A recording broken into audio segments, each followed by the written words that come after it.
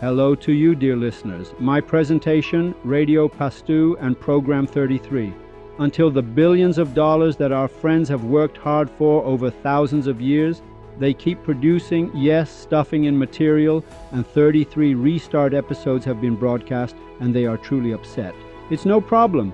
The poor things, when you spend billions of dollars and one program comes along in 33 episodes, well, everything just completely falls apart and nothing can be done about it. Restart is not a program that belongs to me or has a certain rhythm. Restart is not mine. Shaskul Plus, yes, that one is mine, those are my thoughts, but Restart is a program being offered to you for free, and it is being presented to you from a gleaning of knowledge. In any case, I am unfortunately still Hosseini.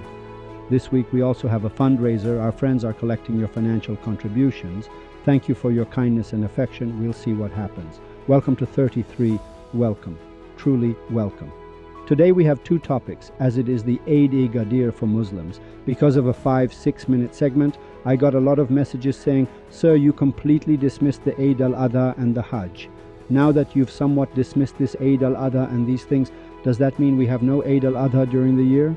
Your view on Hajj is just that only 50 to 100 or 200 people can go to Hajj each year, and that too must be with the permission of the perfect human, because the Kaaba belongs to the perfect human. You have to explain the whole thing for us to fully get into it. And Eid-e-Gadir is also completely up in the air. Dear listener, the reason is that Eid-e-Gadir actually belongs to the Restart program, meaning until you become a restarter and understand Attar's Valley of Quest, we have no Eid-e-Gadir. What does Eid-e-Gadir mean? It means that in every era there is a standing guardian. Dear listener, Eid-e-Gadir does not belong to Islam, just like Hajj does not belong to Islam, just like prayer does not belong to Islam, just like fasting does not belong to Islam. All religions had them.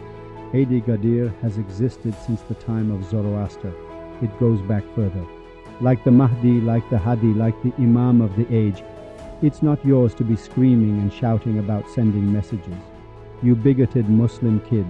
Your fanatics are a disaster, the rest of them. I mean my own mom. My mom, she says her prayers now, she doesn't bother anyone. Or your mom comes and goes, she doesn't bother anyone. So in every era, a guardian is present. The clear sign and thing is this restart that is being presented to you. It existed before, the Mahdi also existed. These honorable Zoroastrians say, if you sweep and clean for 4 days, the Imam of the age will come. So this concept existed. Eid-e-Gadir is the same. When Jesus stood on the rock, he said, my religion is in the hands of Peter, meaning rock. He raised Peter's hand. He is saying, Christians, for the love of God, don't say it's all about books and tradition and prophets. Jesus said it, Mr. Idiot, you handsome priest. Come on, listen to Hosseini's Restart to understand, because Hosseini doesn't speak for himself. He speaks from Rumi and Attar, he speaks from Saadi, he speaks from Khwaju Karmani, from Iraqi Isfahani, from Socrates, Plato, he speaks from them. Jesus, by showing Peter, showed the path. He said, don't think that later a government will be formed and a religion called Christianity and you'll say, it's me, and it's over. It's not over. It continues. After me, it's Peter. The same thing happened to Ali. Now the only personality we want to explain in program 60 of Restart is Ali ibn Abi Talib. It's very interesting for you to know that he is not Ali ibn Abi Talib at all. His father's name isn't even Abi Talib. This is another lie they've fed you. Why didn't they say his father's real name? The mullahs rarely say it, because the whole system is up in the air again. Ali is the only religious political figure. Why? Because Ali did 5 or 6 things that were very strange events throughout history. Firstly, Ferdowsi, who loves Iran, spoke of Ali. Saadi spoke of him. Rumi spoke of him. Hafez spoke of him.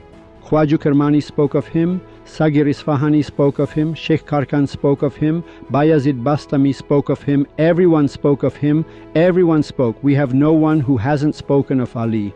It's very interesting for you, the listener, to know that although the Islamic Republic intensely hates Ali, it spends heavily to say that inside Iran we love Ali. They say this outside of Iran. Why? Because look, right now, suppose I just want to explain one piece of this. I don't want this program to get political, just to give the explanation and the key. Look, we now have about 8 million, 7 to 10 million dervishes and people with a spiritual, mystical perspective among them. I mean, we have a lot. For example, Muhammad Ali Tahiri is there. For example, Mr. Borojerdi is there. For example, many clerics from the traditional clergy are there. Well, the government isn't a stupid government. Tomorrow morning, suppose the regime changes. Do you think you can remove Ali from Iranian society? Number, do you know why? Because that dervish, the Ali Haq, this Shah Maksudi outside the country, the Nimatullahi Gonabadi, the Safi Ali Shahi, the Khomeini, we have all these different dervishes, the Yarsan, they all celebrate Ali. So the Iranian government is scared too. Even if you change the government, rule as a secular anti-Islam government, these people will still hold their celebrations for Ali. Their love is Ali. You can't just kill 7 to 10 million Iranians. This itself has political weight. What does that mean? It means the Islamic Republic is happy if anyone in the opposition outside the country insults Ali. Why happy? It says, there go 10 million of their supporters, and 99% of these 10 million are against the regime.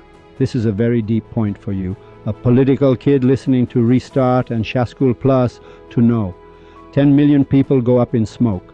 Besides the reformists, besides the traditional people, besides them, besides ordinary Iranians, we have 7 to 10 million dervishes in Iran alone who show no mercy. Their love is Ali, and they bring their proof from Ferdowsi. They say whoever loved Iran praised Ali. Now we need to explain who this Ali really is, what these books written about Ali are. I told you once we don't really have Shia. Shia refers to those who have recognized Restart, meaning they have recognized their perfect human. These people are called Shia.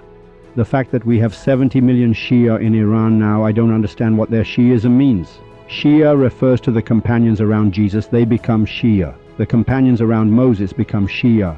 When Moses passed away, we no longer have Shia unless another group recognizes a new guide afterwards. And it's very interesting, this has many political and social dimensions, because Ali, for instance, the subsequent Sunni governments have a huge problem with him, not the Sunni people themselves, because after all, Ali killed many Muslims. If, for example, he killed 1,000, I'm giving an example, polytheists, or as they say, infidels, he killed 8,000 Muslims.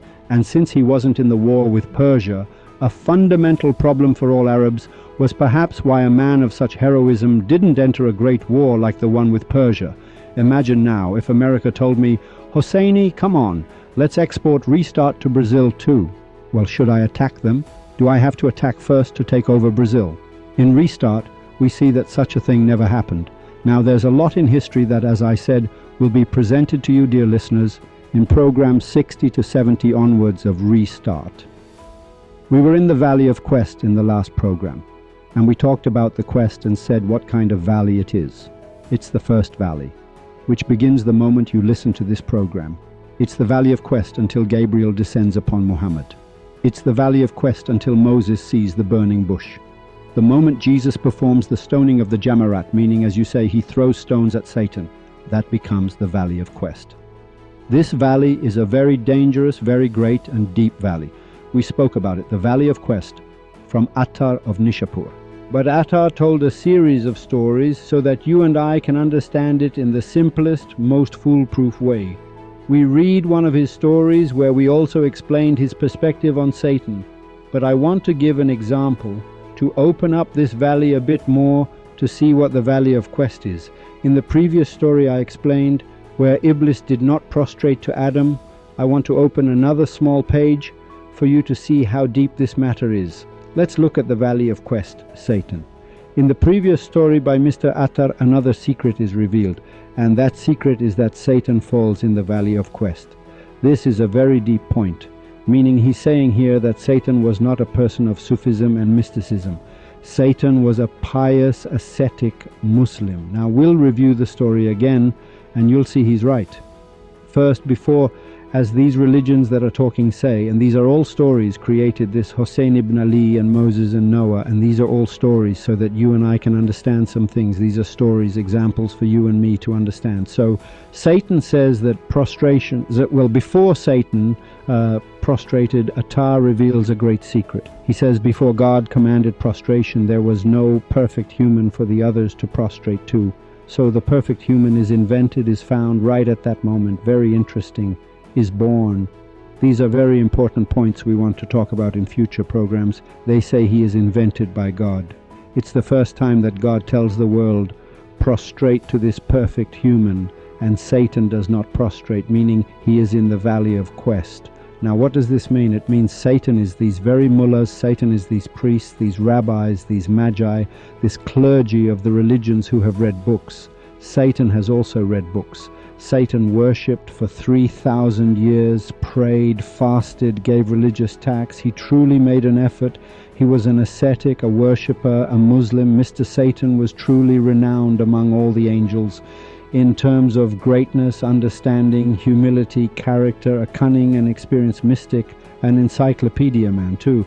I mean 3,000 times, 100,000 times, 500 million times greater than an Ayatollah, not just any Ayatollah, like Ayatollah Bajat. Nagar, listen. So the mullah of that society, that era, is this very Mr. Satan. He's read all these books, said all these prayers, fasted all these fasts, done all this worship, cried so much, banged his head against the wall so much, and then the perfect human is invented, a being is created or made, created in a way, invented. Then he says, let's all prostrate. Satan, at the very beginning of the Valley of Quest, declares his opposition. This is another angle from which Attar wants to say, folks, all of this clergy, if they don't find the perfect human and prostrate, they are all doomed. Why? Because you first have to find the perfect human, prostrate to him, to be able to continue the path and the spiritual way. A very simple explanation. This is another angle. But let's get to our poems and see what Mr. Attar of Nishapur will say in this poem. He says, at the time of death, Shibli was a restless Shibli, eyes closed, a heart full of expectation. I was sick last week, I misread one word, and 3 or 4 of you messaged me, yeah, you didn't know how to read the poem, you even read it during the interpretation. First of all, from day one, I said I try not to read the poems. I read most of it here and more correctly so I can convey my feeling for free. Whether we said it wrong or not, it's not that important. Get the brain of the story. Don't shake that slippery head of yours, shake your thoughts. That thought is what's important, gorgeous. Listen, in this story, Attar reveals another secret. He connects the issue of Satan to a feminine feeling, then he opens it up. In the midst of bewilderment, he says, you tied the zonar belt of an infidel, and from the ashes on your head. I read these parts where he was hitting his head and crying and so on. That stuff. He was ready for people. Then someone came and said to him, a questioner came and said, sir, now that we are dying, why do you want to tie the zonar of blasphemy? Attar is using an example. He says, I doubted everything. So on. He asks, why did you doubt? Shibli says it. He asks, why did you doubt? He says, I am burning. What shall I do? What can I do? As I melt from jealousy, what can I do? The secret is in the next 2 couplets. From this, the very couplet I just read, and the next one. My soul, which closed its eyes to both worlds, now burns with the jealousy of Iblis. Since the accursed address was bound for him, I fear this comparison being made to another.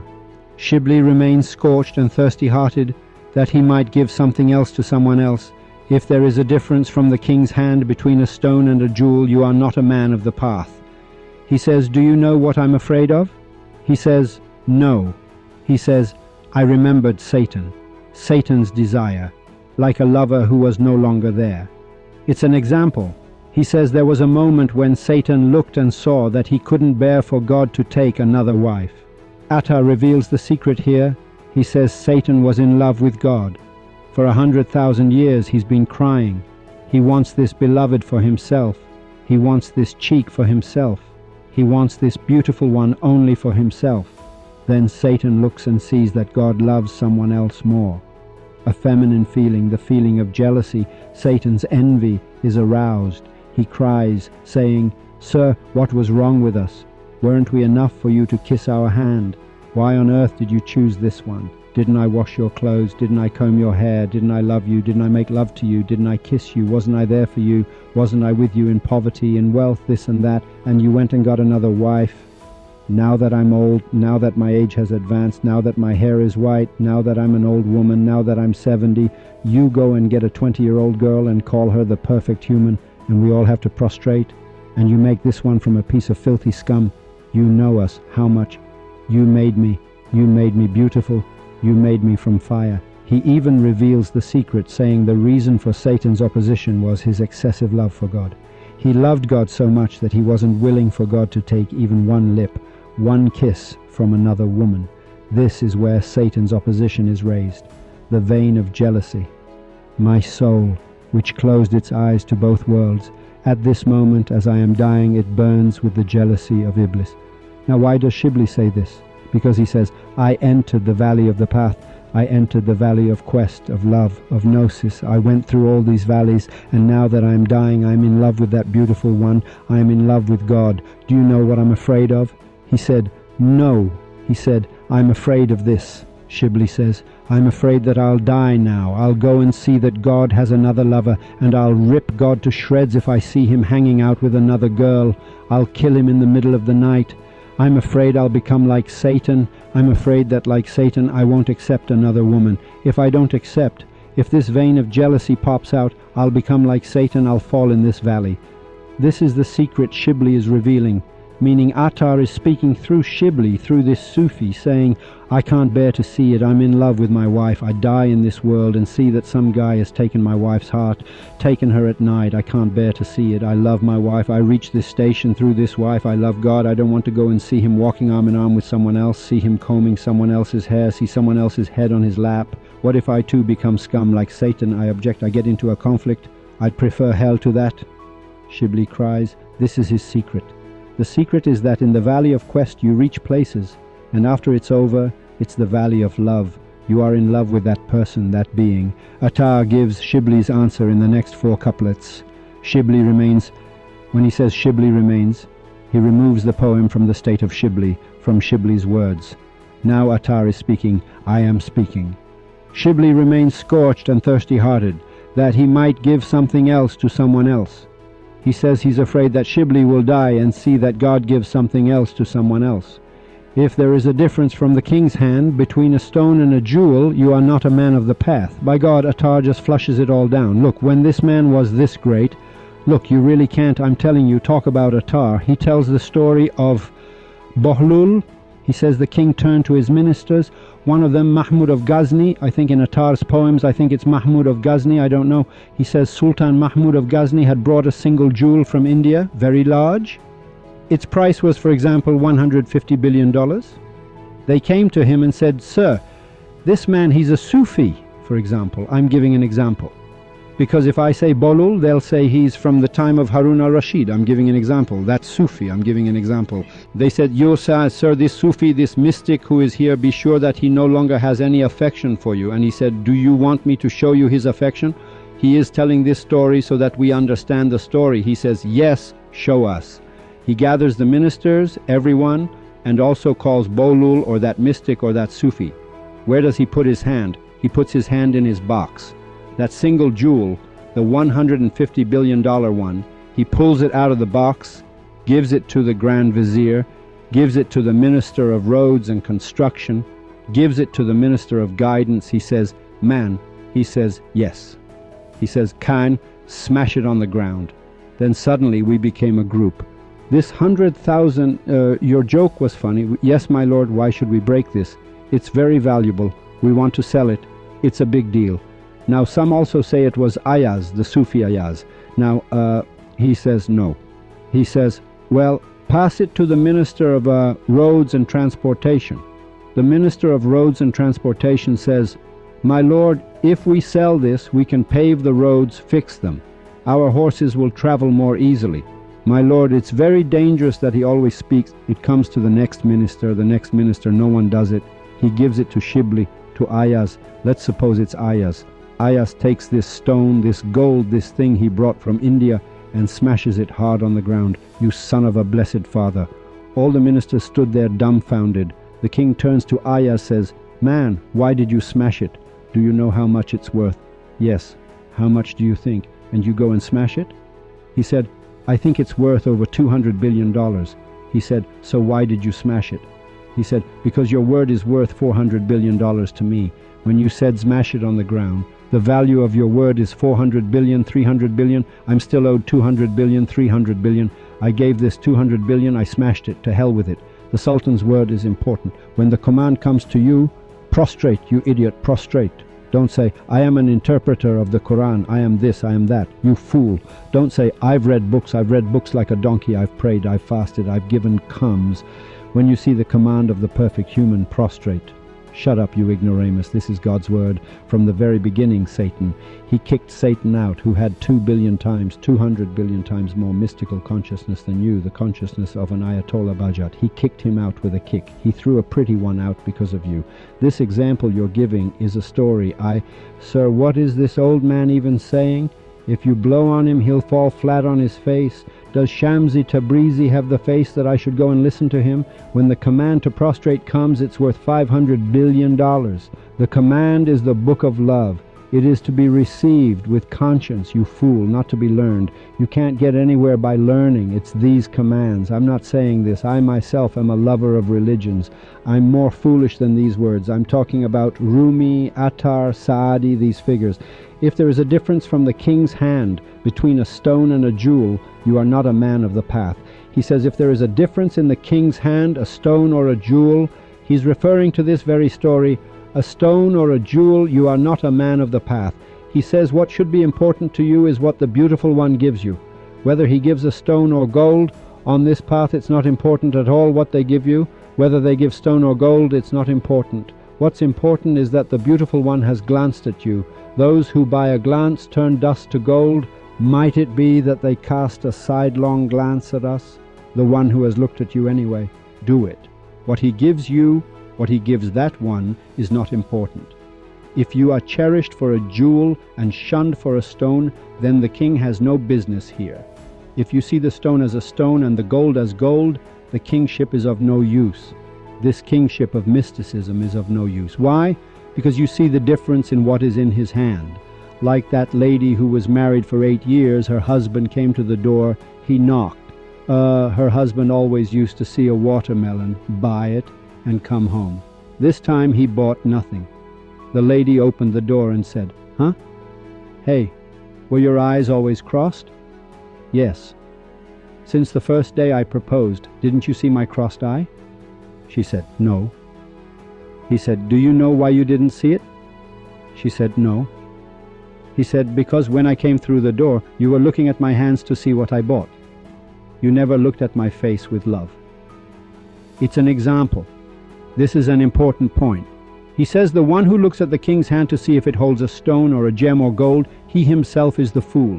Whatever he gives, take it. He is what's important, the one who gave it to you. Don't consider the stone and the jewel his enemies. No, the stone and the jewel, you take them from the king. Be happy, don't be sad. If your beloved drunk strikes you with a stone, it is better than bringing a jewel from another. If he kicks you, if the drunken beloved, the beautiful one, bothers you a little, messes you up, taking a stone from him is much better than taking a jewel and gold and gems from this dictator, from that government, from the pope of your neighborhood, from the pope of your country, from so-and-so mullah, for the sake of money, for the sake of things. This is very important. A man must always from quest be in anticipation at every moment, sacrifice his soul on the path. Not for a moment should he be still from the quest, nor for an instant is rest possible for him. He defends Shibli. He says this is a man of the path, this man who has strived so much in mysticism and all here where he is about to die. He has doubted, he is afraid. He says, what if this isn't real? What if we've been wrong all this time? If one falls from the quest, one is an apostate. On this path, they are countless. He says if at this time of quest he falls to the ground, he is an apostate on this path without a quest. 2, 3, 4 secrets about Satan were revealed. One is that Satan was in love with God, didn't want him to take another wife or another friend. He did it out of love, out of jealousy, out of envy. This is very logical. No man who is in love with his wife, no boy who is in love with his girlfriend will let his girlfriend mess around. This is called honor. This isn't blasphemy. Satan didn't do a bad thing. Satan couldn't. His nature didn't allow it. The fire of envy was lit in him. He said, I don't want you to love anyone but me. The earthly version of this exists. Between a girlfriend, a boyfriend, between your mom and you. It's mostly referred to in the context of mother and child, because it's more natural, more real, more real. Mr. Attar once again tells another tale. I want to go through this one quickly. I just want to explain the Valley of Quest to you so you see, so we can at least really finish the Valley of Quest. A passerby was sifting through the soil. He says he saw someone digging in the soil. Digging, piling it up, meaning a crazy person, Majnun, meaning a crazy person. He said, "Oh Majnun, what are you seeking so?" He said, "I am seeking Layla for certain." He said he's digging in the soil. He said, "What is he doing?" Sifting means he is investigating the soil. Imagine, for example, in the middle of your garden, someone is moving the soil around. Sifting means searching for Layla. Then he asked, "What are you looking for?" He said, "That Layla." He said, "How can you find Layla in the soil?" Sometimes one must in the dark earth in the pure. Sometimes one must for coherence. This jewel cannot be seen in the soil. He said, "I seek her wherever she may be. Perchance I might get my hand on the hem of her skirt somewhere." He said, "I will search wherever it occurs to my mind to find her, and it makes no difference to me." This is a very important point, meaning even if it's illogical, his heart wants to search. This has very different messages, a very different perspective in the Valley of Quest. Again, the Honorable Mr. Attar opens another story. This story too, unfortunately, is another one of the dangerous stories, meaning he keeps untying another knot in the Valley of Quest.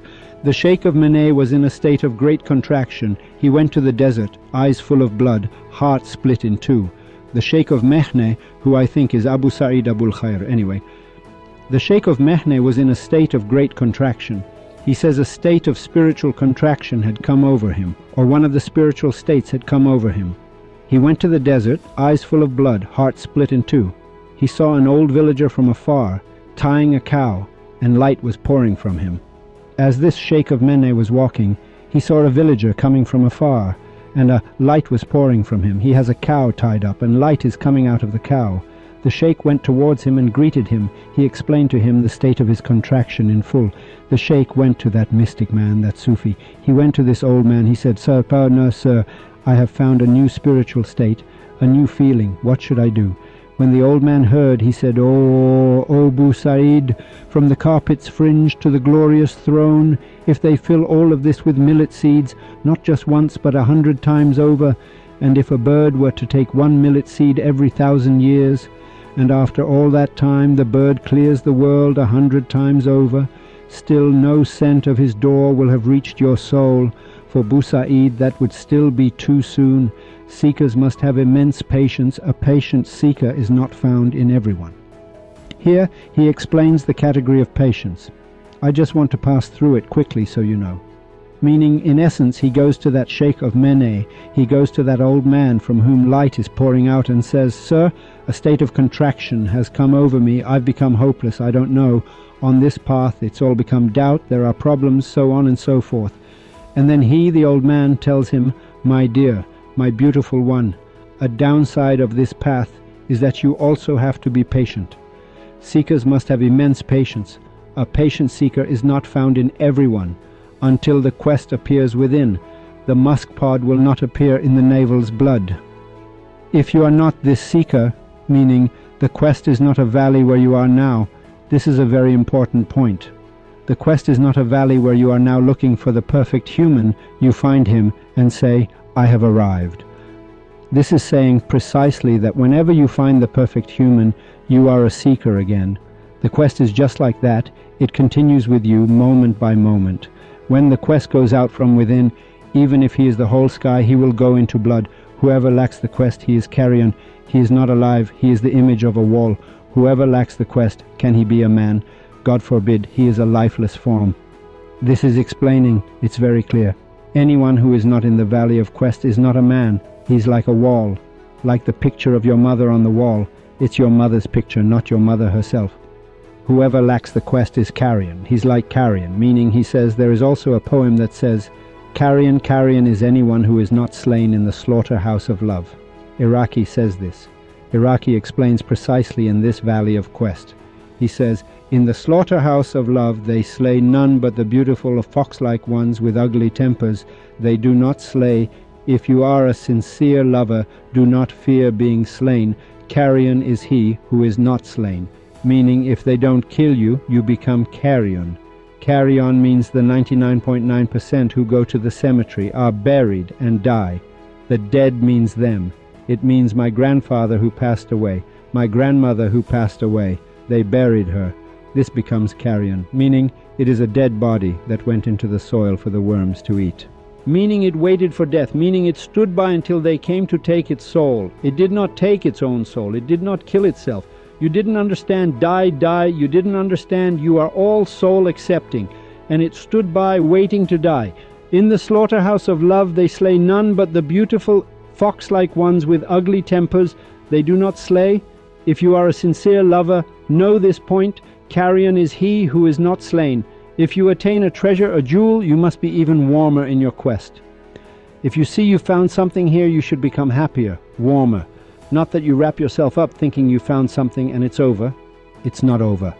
This valley of quest, Attar says, is over your head like it was for Shibli until the moment of your death. Every moment you understand something new. When you connect to 55 billion volts of electricity, anyone who touches you, an ant touches you, it explodes, it turns to dust. Another person touches you, they turn to dust. When the voltage of electricity goes very high, it's not like whoever touches it gets pressed. Getting pressed is for this 220 volts and this 300 volts and 400 volts, it presses you. But when the voltage goes very high, an ant turns to dust in 1/100th of a second, and you with this physique, you turn to dust in 1/100th of a second. He says, he who became content with treasure and jewels became trapped by that very treasure and jewel. Whoever on the path lagged behind for something, that thing became his idol and he its worshipper. This is also a very important point that he says, whoever was given something, took it, is now an idol worshipper. That's a huge statement. Look now at the religions. The idol worshippers are before the Valley of Quest. They've grabbed onto Jesus and they won't let go.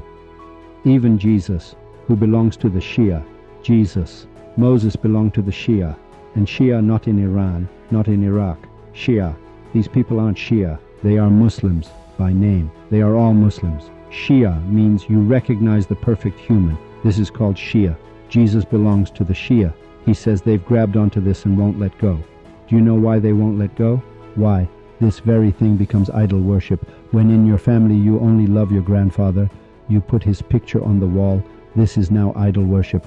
But if you know that your grandfather is also your grandmother, is also your aunt, is also your uncle, is also all humans are loved together, they loved each other and all that, then you don't fall in love with just one. Becoming one means you are an idol worshipper. Bismillahir Rahmanir Rahim. In the name of God, the most gracious, the most merciful. Meaning, if we fall in love with God, are we idol worshippers? Worse than idol worshippers? Aha. Bismillahir Rahmanir Rahim. Huh? Here he reveals another important secret.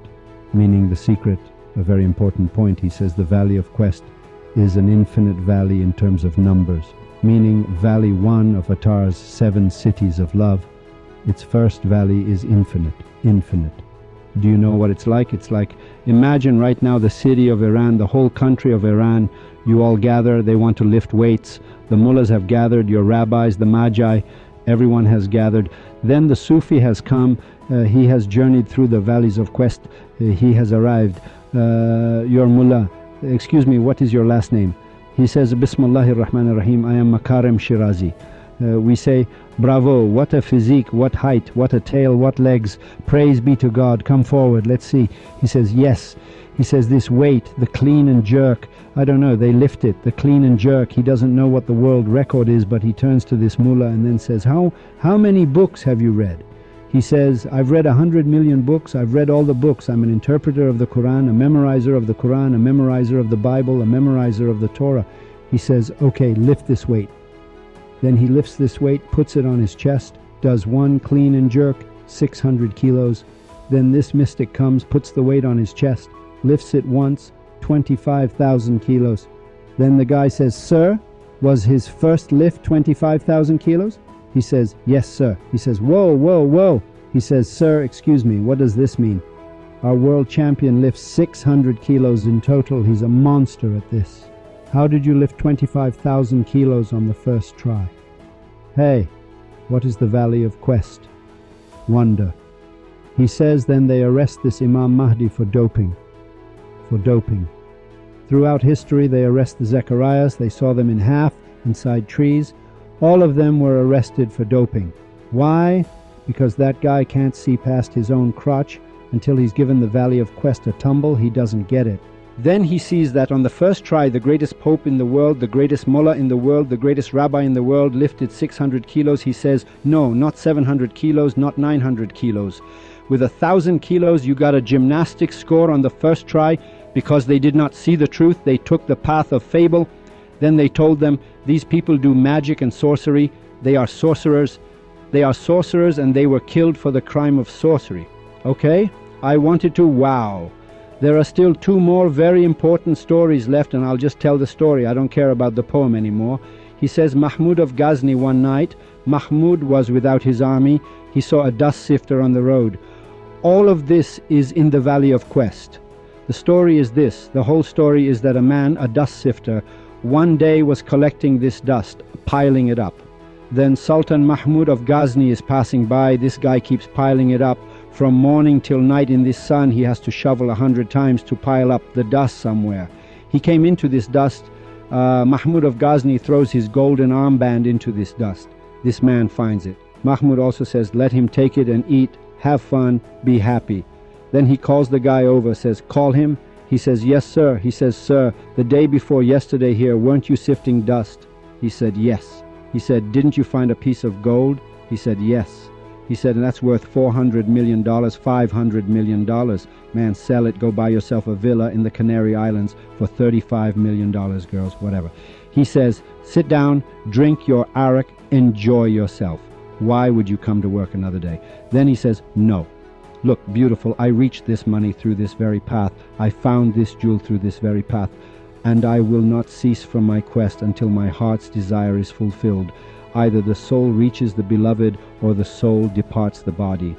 The quest is not that it's a stage of quest where they give you a piece of gold and you get happy. The perfect human himself, the child, has cancer. It's not like it's over when it's good. If it were like that, Muhammad would be on cloud 9. Muhammad saw Gabriel on the first day. It's over then. You see a jinn. Do you get happy? What has Mr. Ayatollah Bajat seen now? Let him come and say he went out on the street. Someone said the Imam of the age sends his greetings. Then they also sent a taxi for him. I don't know.